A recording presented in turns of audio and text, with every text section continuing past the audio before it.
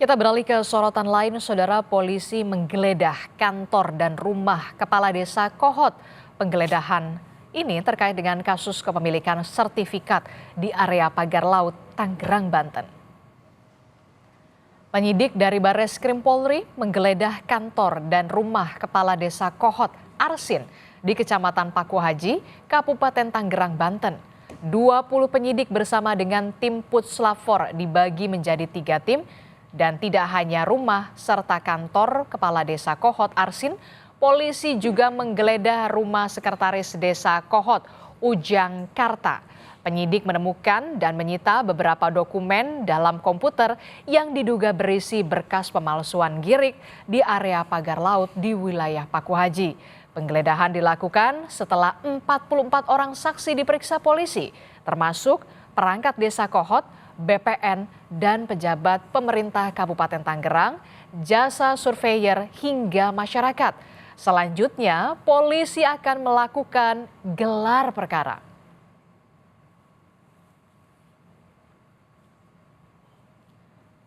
Sebelumnya, saudara, kasus dugaan pemalsuan sertifikat di kawasan Pagar Laut, Kabupaten Tangerang naik penyidikan. Setelah penyidik Barreskrim Polri melakukan gelar perkara pada 4 Februari 2025, hasil gelar perkara penyidik Direktorat Tindak Pidana Umum menemukan ada unsur pidana sehingga bisa menaikkan status kasus ini ke tahap penyidikan.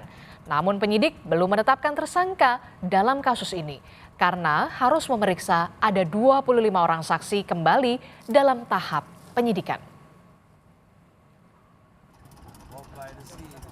Hasil gelar disampaikan oleh Dirtipidum Barreskrim Polri menyatakan untuk statusnya dinaikkan ke penyidikan.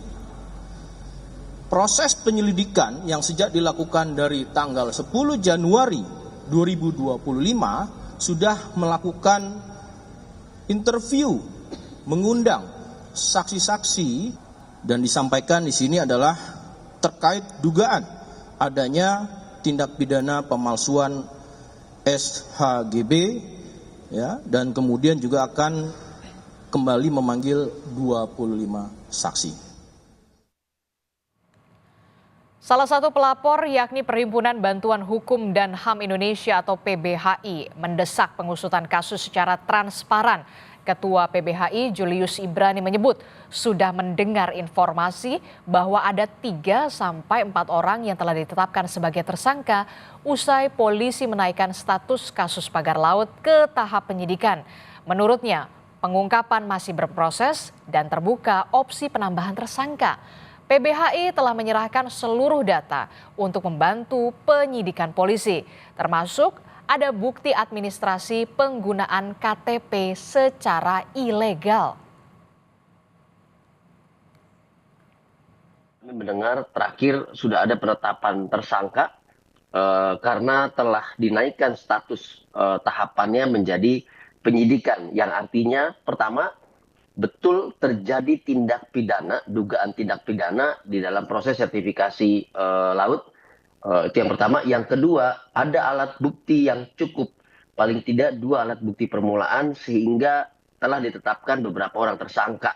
Kami sudah mendengar ada beberapa nama gitu, sekitar 3 atau 4, tapi informasi yang kami dapatkan juga, meskipun ini belum secara resmi disampaikan, belum secara terbuka juga disampaikan kepada publik, ini masih berproses terus, artinya akan terus bertambah, mungkin jumlahnya bisa puluhan.